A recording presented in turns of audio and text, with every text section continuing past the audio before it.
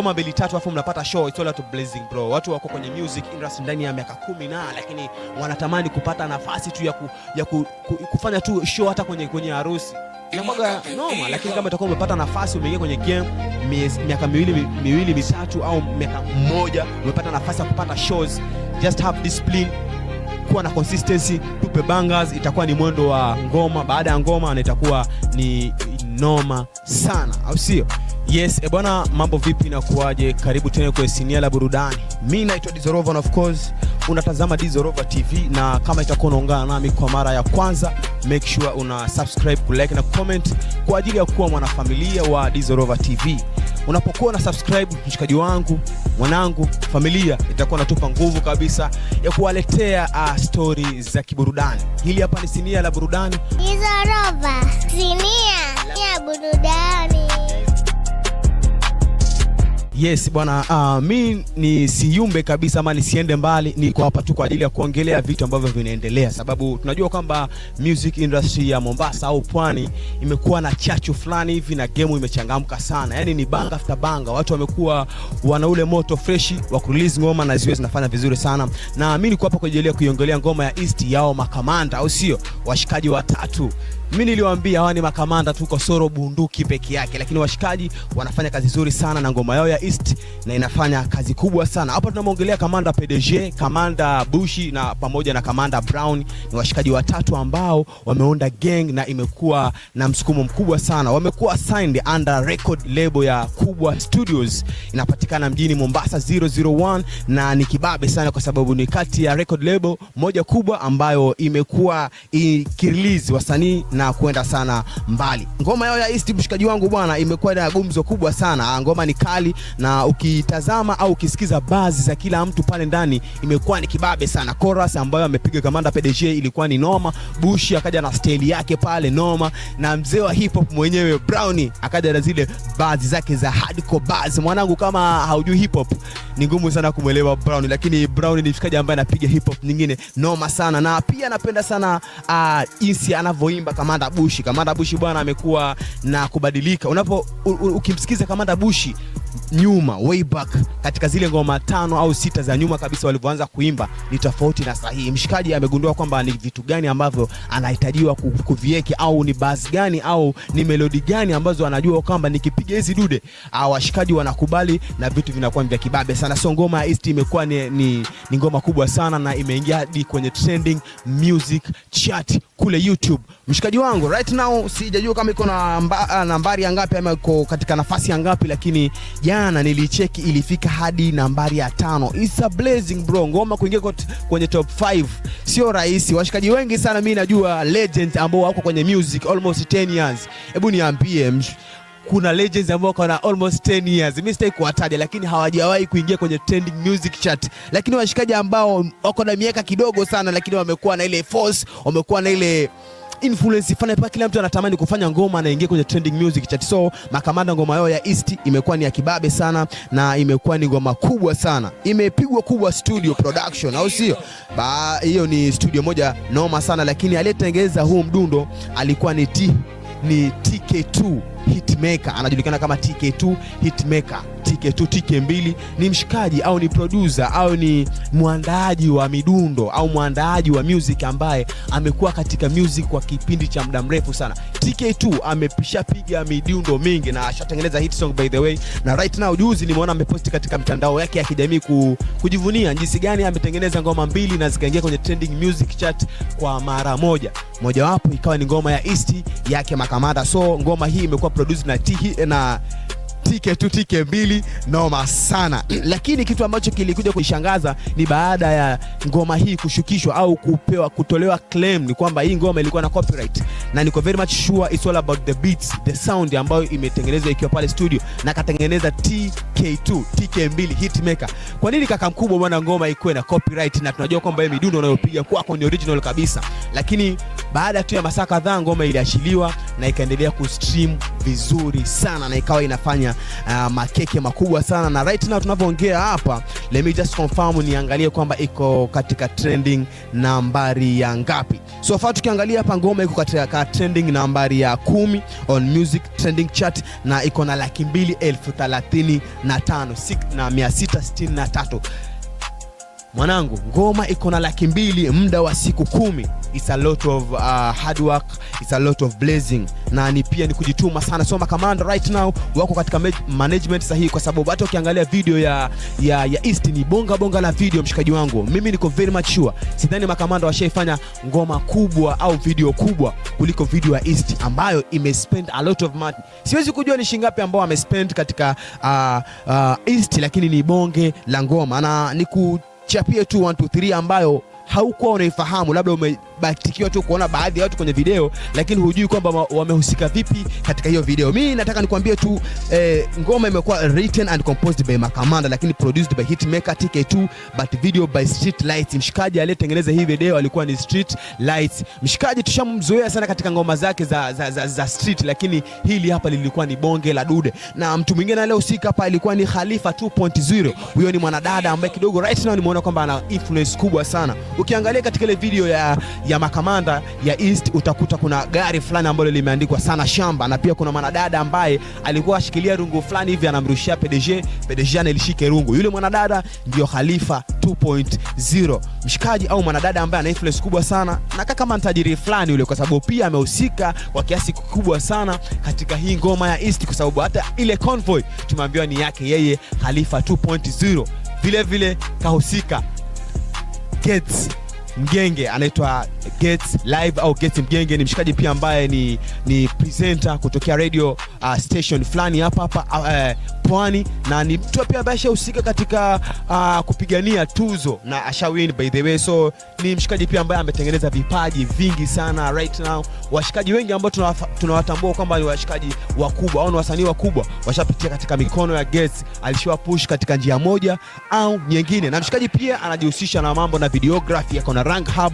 ambayo inajishughulisha na mambo na videography, so amehusika pia katika ngoma ya East yao Makamanda. Sijui kama amehusika kimpago gani, lakini pia ni mshikaji ambaye ako na influence kubwa sana katika huu music industry ya Pwani au music industry ya Mombasa. So mimi niko haya tu, ngoma ya East niko very much sure imerudi katika nambari ya 10, lakini tukiendelea kustream hii ngoma within 1 month inaweza kupiga hata mita 1 na ikaingia kwenye trending music chart hadi pale number 1, tukiaminisha kwamba tunapush Makamanda to another level, au sio? Story nyingine bwana ni kuhusu MK64.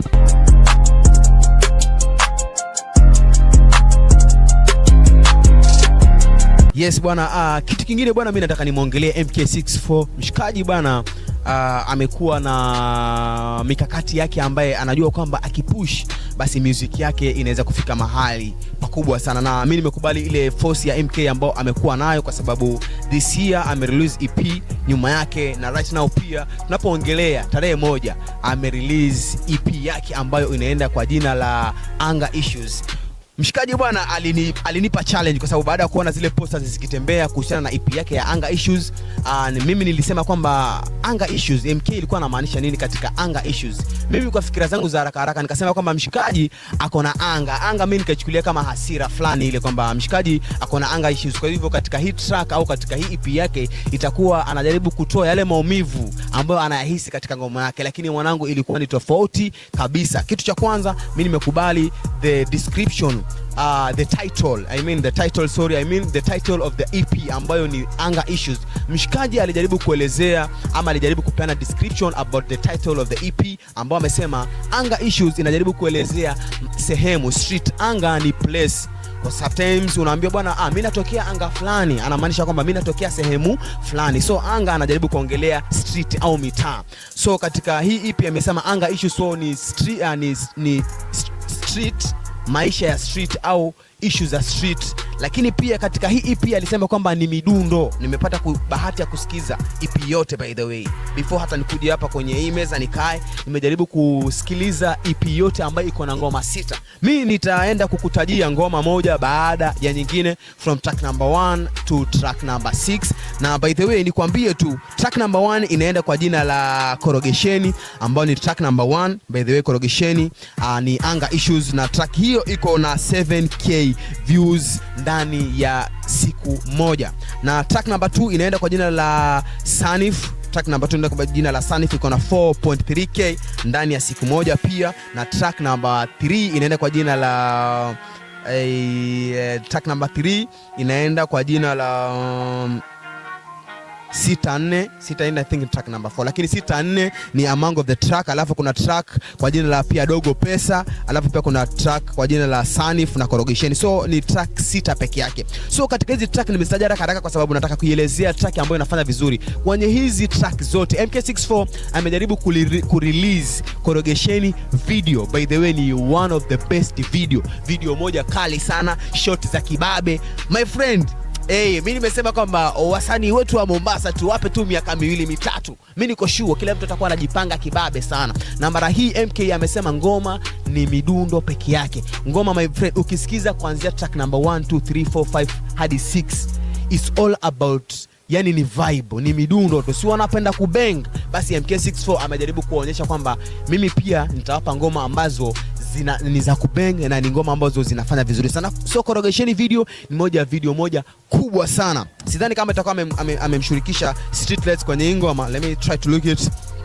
Lakini ni one of the best track, video moja ya kibabe sana. So katika ngoma 6 amerelease peke yake Korogesheni kwenye video. Na Korogesheni ni ngoma ambayo kwenye audio production inakimbiza sana. Ina 7k views ndani ya siku moja kwa sababu walirelease kama album zote kwa siku moja. So Korogesheni ndio pekee ambayo inaongoza katika zile track. Niambie track number yako, track pendao yako ni gani? Hizo roba, sinia, ya burudani. Yes, so we niambie ni gani ngoma yako pendwa, kwa sababu hadi mimi pia ngoma yangu pendwa katika EP ya MK64 ni ngoma zote 6. Lakini mimi najua wewe ukosi ngoma yako pendwa. So niambie hapo ni gani track yako pendwa, kwa sababu EP iko na ngoma 6, midundo 6. Oya, kila ngoma ni ngoma 64, ngoma ambayo ilikuwa anajaribu kuelezea mtaa anaotoka yeye MK64 Bakarani, anga hizo ndio maana akasema ni anga. So yeye anatokea anga za Bakarani 64. Amejaribu kueleza ni jinsi gani mtaa 64 huko, labda hali ile. Mwanangu, kama itakuwa haujasikiza basi itakuwa hautambui ama haujui mtaa wa 64. Ikiwa umesikiza 64, hata kama itakuwa hujafika 64, itakuwa umetambua ni nini 64 iko na ni vitu gani vinapatikana ndani ya 64, au sio? Kitu cha tatu au jambo langu la tatu ambalo taliongelea, nitajaribu kuiongelea ngoma ya jasho yake Pelzi, Nevermind. Washikaji zangu mimi niwaambie bwana, shamba imechemka mwanangu, au sio? By the way I like the tag ambayo kila mtu ako na tag yake, au sio? Mshikaji wangu Pelzi Nevermind ako nayo tag yake. Mimi mwenyewe naipenda sana Nevermind, au sio? Ngoma yake ya jasho by the way one of the best track, melody kali, beat kali. Oya, ka produce Tiviani on the case.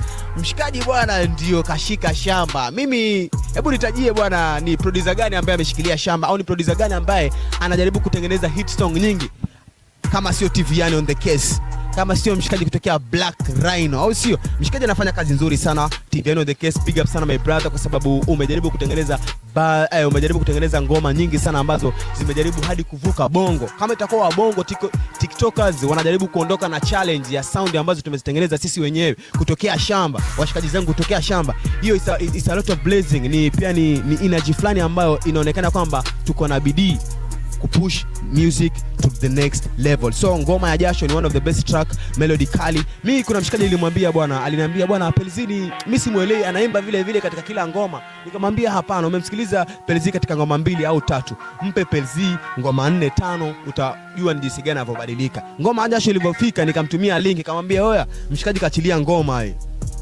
Aliposikiza mshikaji wangu akaniambia oya huyu jamani hatari, kwa sababu ameona sasa ni jinsi gani jamaa anavyojaribu kugeuka au kubadilika kutoka design moja kwenda design nyingine. Nevermind, Pelzi Nevermind, ngoma ni kali sana ya jasho, so far inafanya vizuri sana katika mtandao wa YouTube. Lakini mshikaji wangu bwana, mimi nawaambiaga kila siku, YouTube hatuhitaji audio jamaa, tunahitaji video. So nimeona pia kuna teaser za photos ambazo zimekuwa zikipeperushwa sana katika mitandao YouTube, TikTok, Facebook, Instagram.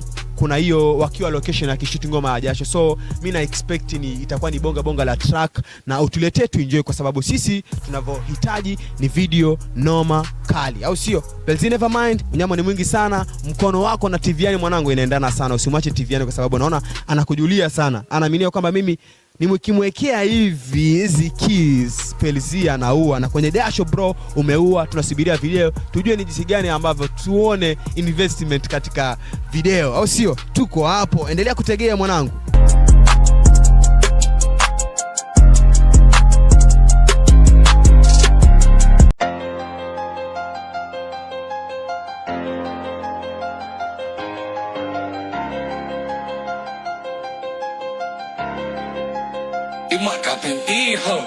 Yes, bwana, mshikaji wangu mwingine ambao nitajaribu kuongelea ngoma yake hapa ni ngoma ya Mtaliban Halisi, Zikintuma, one of the best track, ngoma kali.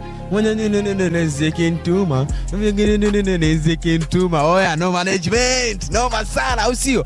Bwana, mimi kabla niongelee ngoma ya Zikintuma, nimepatana na video nyingi sana ambazo TikTokers, unajua siku hizi watu wako huru kujirekodi, kufanya chochote ama kuongea chochote ambacho unachohisi wewe wako ni sahihi, au sio?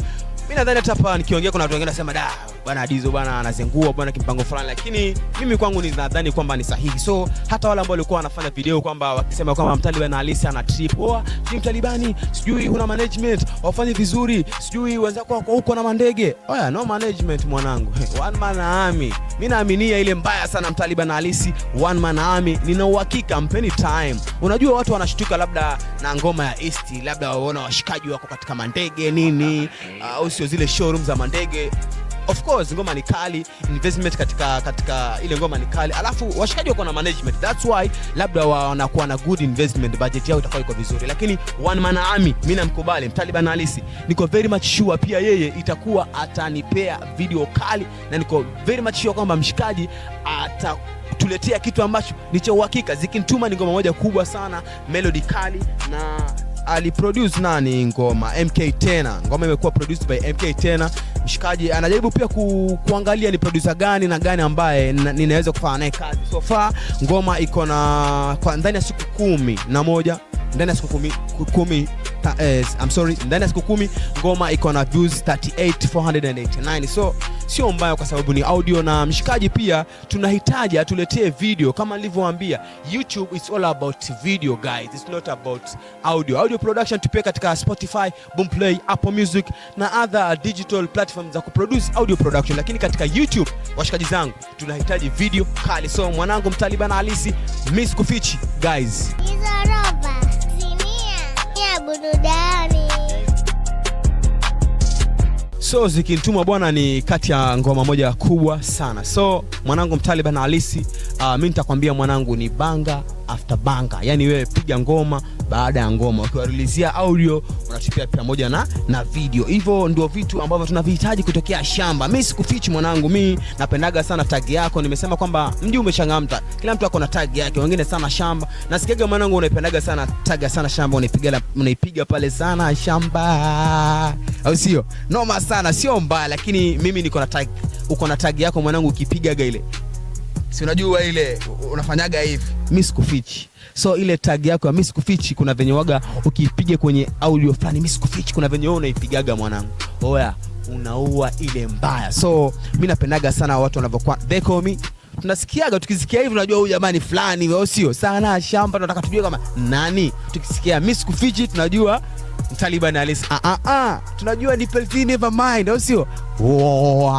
Au sio? Mimi sijui kulipiga ile, lakini mwenyewe unajua ni nani. So ni tag ambazo ni za kibabe, ni kali sana. So mimi nitakuadvise mwanangu, just focus on Miss Kufichi. Ni tag moja noma sana na utaondoka nayo, na inakuaga ni ya kibabe sana. So nikimalizia bwana, introduce another artist in my media. Hawa washikaji wanajulikana kama Boom Gang bwana. Washikaji ni wawili, wamekuja shamba na wamekuwa na corrugation fulani. Yaani wamekuja na force nyingine ya kibabe sana. Nimependa energy ya Boom Gang walivyokuja mjini, na washikaji wako na mangoma before, lakini baada ya kuja mjini kupiga ngoma na Bobby C na vitu kama hivyo, ndio tukajaribu ku browse ngoma zingine zao za before, na zikawa ni ngoma nyingine kubwa sana na zinafanya vizuri sana. So guys, keep pushing. Mimi sijui, nimesikia kwamba wamekuwa signed under Bobby C, yani wanasimamiwa na Bobby C. For real sijajua kama ni ukweli au ni vipi. Let me try to call Bobby C. Ngoja nijaribu kumpigia Bobby C kama nitampata hapa, nimuulizie kuhusiana na Boom Gang, washikaji ambao wako area, au sio? Boom Gang anaitwa Bobby C. Biashara. So Bobby C pia ni mshikaji ambaye amerelease ngoma yake ya Walimwengu, inafanya vizuri by the way, noma sana. Ngoja nijaribu kumpigia Bobby C kama atashika. Nasikia kama inaita hapa. Ngoja nione kama anaweza pokea simu yangu hapa. Bobby C. Au sio? Tuongee mambo mawili mata. Barida kaka. Gang bana ni washikaji ambao wana force kubwa sana, so wamekuwa signed under Bobby C. Naona pangoma inaita lakini mshikaji ashiki. So sijajua kama labda yuko busy ama vitu kama hivyo, lakini tutajaribu kumreach out tukiwa tuko hapa on camera, au sio? So Bobby C ni washikaji, Boom Gang ni washikaji ambao wako karibu sana na Bobby C, wameachilia ngoma na Bobby C inafanya vizuri, na tumeambiwa kwamba wako karibu, wako signed under Bobby C. Sasa sijajua Bobby C ako na management ama ako na record label vitu kama hivyo, I don't know, lakini all in all ni washikaji ambao wanafanya vizuri. Wamekuja na ngoma zao mbili sana hapo, wanasema kula wao, au sio? Washikaji wa kula wao noma sana, wanafanya vizuri na imekuwa ni kibabe sana. So big up guys, endeleeni kupiga mangoma. Juzi walikuwa na show yao Watamu pamoja na Mapopo 254 na mshikaji ule Penzi Never Mind, au sio, na Bobby C, vitu kama hivyo. So show za kibabe jamaa, kwa sababu ngoma 2-3 afu mnapata show. It's all out of blazing bro. Watu wako kwenye music industry ndani ya miaka 10 na lakini wanatamani kupata nafasi tu ya kufanya tu show hata kwenye harusi. Inakuwa noma, lakini kama utakuwa umepata nafasi, umeingia kwenye game miaka miwili mitatu au miaka mmoja, umepata nafasi ya kupata shows, just have discipline, kuwa na consistency, tupe bangers, itakuwa ni mwendo wa ngoma baada ya ngoma, na itakuwa ni noma sana, au sio?